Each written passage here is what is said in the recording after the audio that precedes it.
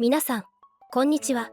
今日は毎年盛り上がるホームランダービーの新ルールや注目選手についてご紹介します。ぜひコメントであなたの意見を教えてくださいね。今回はこちらの話題を詳しく解説している番組の翻訳をお届けいたします。それではご覧ください。Thank you very much. That's right, we get to talk about the home run derby. It is one of the best times of the season. Carl already introduced us, but I think we should do it again just to be extra formal. I am Nicole, this is Buster, that is Eldon, and the big guy here, Todd Frazier, who knows all about this. Home run derby champion. Home run derby champion back in 2015. I was actually saying earlier, I think the last time I actually interviewed you was right after you won the Derby in Cincinnati, and I think it took a full 24 hours for my hearing to return after that Derby. I was done. I was such on a high, I had no clue why you even interviewed me. No, you probably wouldn't. What would you remember? Like, it was in Cincinnati. You were the hometown guy. The noise in the stadium was incredible. What do you actually remember? I remember yelling at my brother. That's one thing, of course. No, but I do remember it was a family atmosphere, friends there. I mean, I'm at my home park winning the home run derby. Only a couple people have done that, and to do it in that kind of fashion, the first time they've ever done something like that, it was a beautiful thing. Okay, how did you actually celebrate after, you left the ballpark? Yeah, well, pretty much. There was parties going on. So we had to hit the road, get out there, hang out with some, veteran baseball players, some singers, some actors. It was such a good time, and it was just one of those things where I just never wanted to end.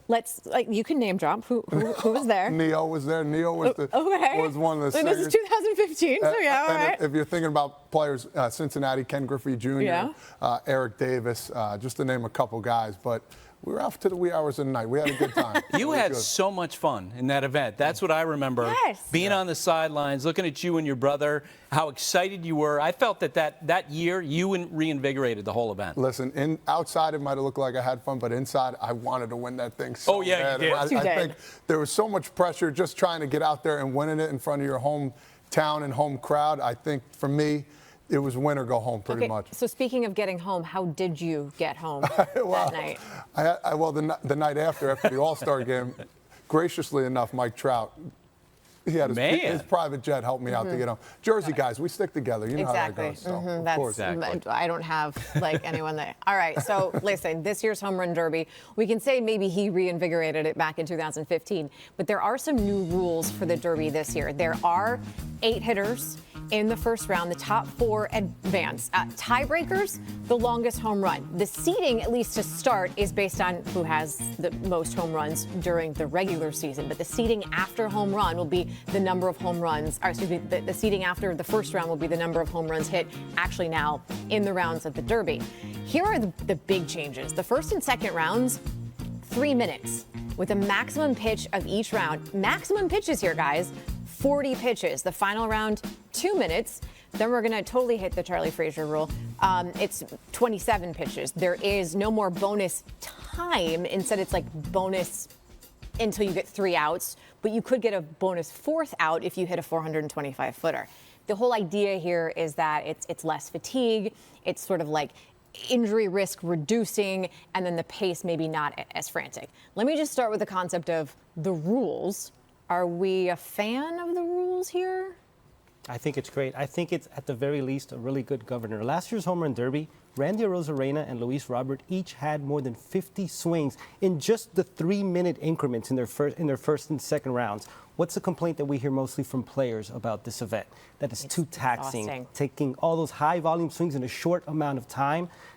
Keeping it at 40 pitches, I think it's going to develop a good pace. I think, optimistically, I hope that the stars that are kind of on the fence will want to do the Derby because of something like this. Yeah, and I think the biggest thing in here, too, we're going to see the ball land a lot more. And I think that's what the fans want to see. They want to see the distance. They want to see how far it lands. And, again, you're not as exhausted. I think the other big thing here is you got to figure out what pitcher you're going to use. You only get 40 pitches max. If he throws 10 balls in a row, now you're down to 30. So you have to pick and choose the guy you want to pitch. You're the reason for these rules. Oh, come on now. You and your brother, Charlie, I call call it the Charlie Fraser rules because of what you did in that first year. If you remember, we had the thunderstorms. It was backed up, and so they were scrambling trying to come up with a format in 2015, and so they went to a timed round.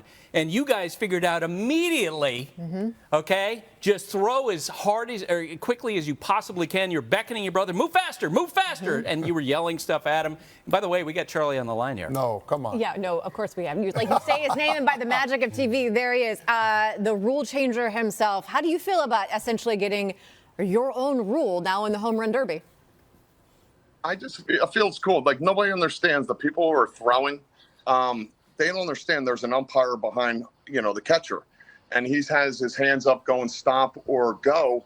And he doesn't understand that. Todd doesn't understand I'm watching him. Every time I'm watching him, he's telling me, hey, stop or go. And then he starts yelling at me, hey, throw. But you don't understand you have that umpire behind you telling you the rules. And that was the rules that year. So I think that's what we have to do. You got to tell the story. Yeah. You got to tell the story about your conversation with the umpire. Well, after the first round, Charlie, as you remember, I didn't say nothing. The second round, the umpire came to me and said, hey, I'm going to start calling you out if you don't start swinging after the ball lands. I said, guess what? They're going to boo you out of this stadium. You're not going to tell me what's going on. This is my park at the end of the day. That's like the only time you can have that conversation, too. We laughed it off, and I actually sent him a signed home run derby baseball saying, thanks for putting up with my baloney at the end of the day. So Charlie understands how cool that was. How did you come up with the plan? Charlie, do you remember There was no plan. You guys did it on the fly, You did it on the fly? There was no plan. It was just throw as fast as I can, and he started yelling at me. The umpire was yelling at me. I was just trying to figure out all the rules because it's the first year, so I was just throwing as fast as I can. Wait, in terms of fatigue, how did your arm feel the next day or later, if you remember it? Oh, I was fine. It was just all the adrenaline pumping up and, the crowd at Cincinnati. It was fun. Yeah, and I think the best part of it is I had him throw, and I had my other brother next to me kind of hyping me up, and I had all friends and family there. I think that was the best part, and then we got to celebrate afterwards. That's awesome. Charlie, I was going to say, Nicole, what happened after that? All the players went to school on what you two guys did, and since then, the last 9 years, the Derby has been this sprint. And that's what the new rules, I think, will work against this year, to try to slow it down a little bit, and so players aren't as concerned about injury. I think that's phenomenal, too. You get 40 pitches, good luck, go out there, and you got a time stamp.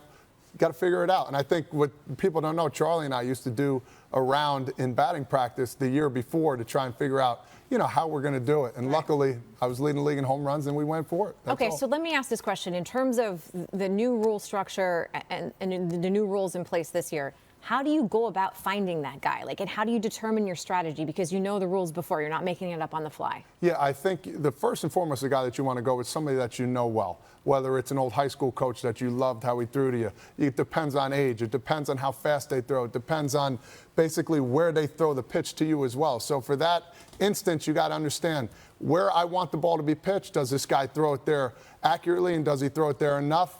And that's the homework you got to go with. Can we say goodbye to your brother?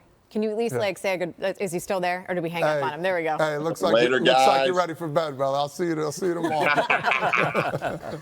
Jersey Shore, baby. All right, that's how many three mentions to the Jersey Show. All right, there is no bracket this year. The lineup from 1 to 8 is broken down based on how many home runs a player has hit.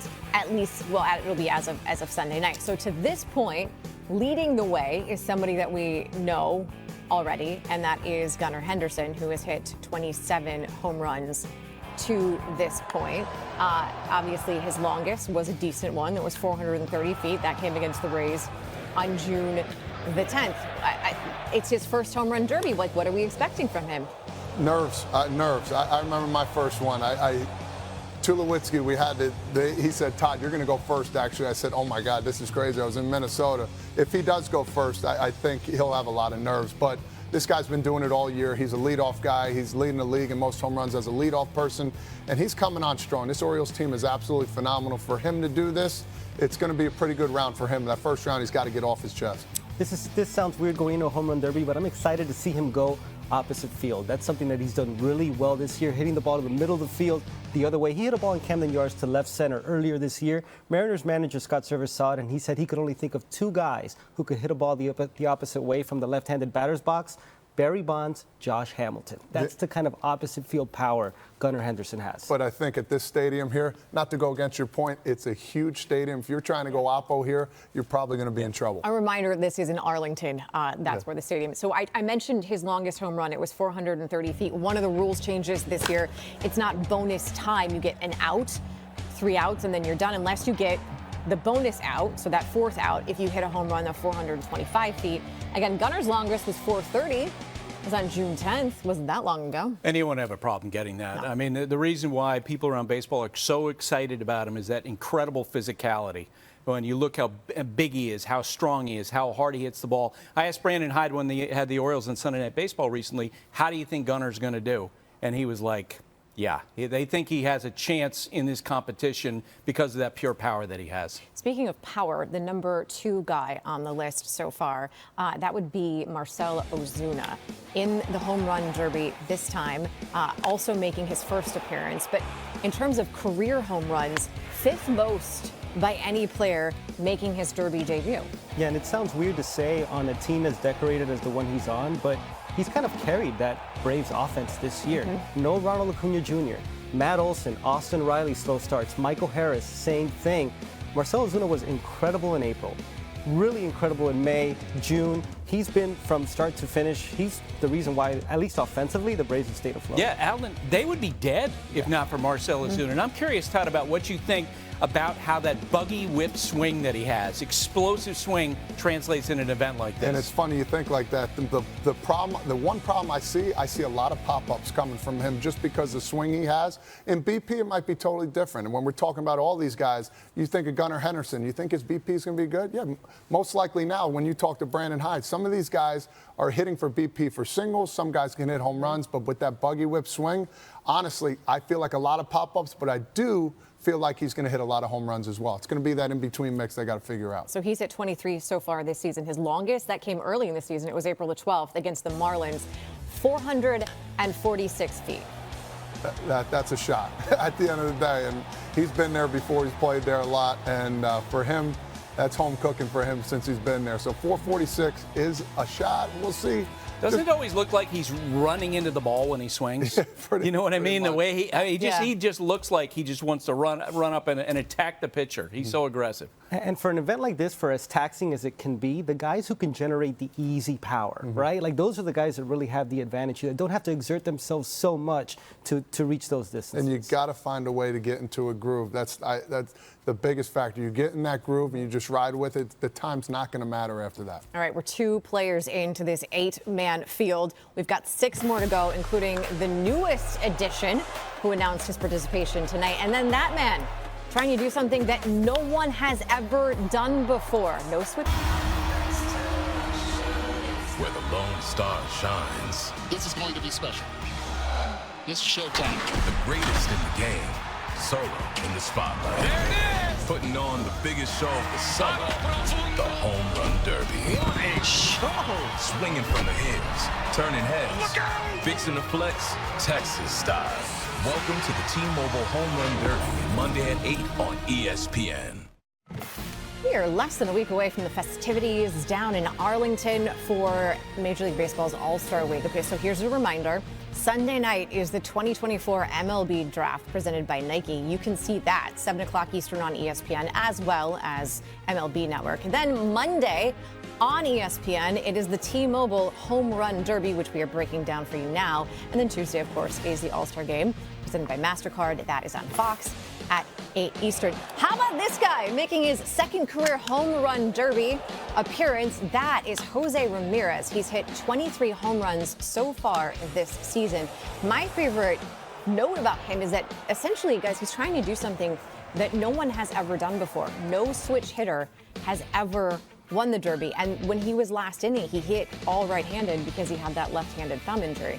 So we've got Gunnar Henderson, Marcell Ozuna, and now Jose Ramirez. Yeah, I thought you were going to say not the switch hitting note, but the fact that it feels like every year we have one person who, and I'm 5'7 3/4", somebody who's a little shorter, who tries to win the Derby. Alex Bregman, Mookie Betts last year. I love the fact that Jose Ramirez is confident and is taking a shot at it for a second time. And I think Jose's best chances are to hit left-handed this year. Yeah. I think it's easier to go right field in Arlington, hitting that ball to left, maybe give him a break in between. You can mix and match if you want. Do you mix it up? No, I mean, with the time, like... I would never... I don't know.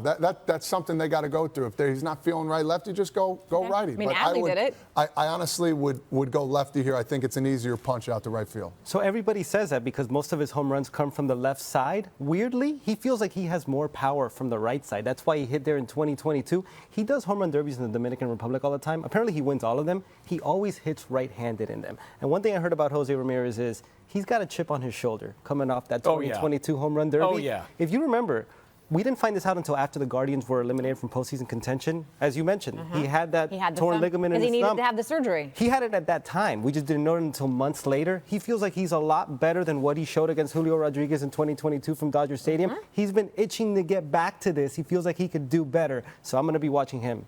All right. If you're just joining us, welcome to our Home Run Derby preview show. It's Buster Nicole, Todd, and Alden Gonzalez with you. We're breaking down what we're going to see next week from the Home Run Derby. Jose Ramirez, his longest home run this season is 436 feet. That happened like 30 seconds ago, June the 28th, against the Royals. Yeah, and that was an absolute missile. This guy has been doing it for a lot of years now with the Cleveland Guardians. He's a guy that you expect to do well through day in and day out. Teoscar Hernandez is the newest addition. 今回の動画はいかがでしたか？ぜひご意見ご感想をコメント欄までお願いいたします。このチャンネルでは日本人メジャーリーガーの最新情報など海外の番組の翻訳をお届けしています。面白いと思っていただけましたらよかったら高評価とチャンネル登録をお願いします。どんな情報をお届けしたら喜んでいただけるか、ぜひお聞かせください。それではまた次回の動画でお会いいたしましょう。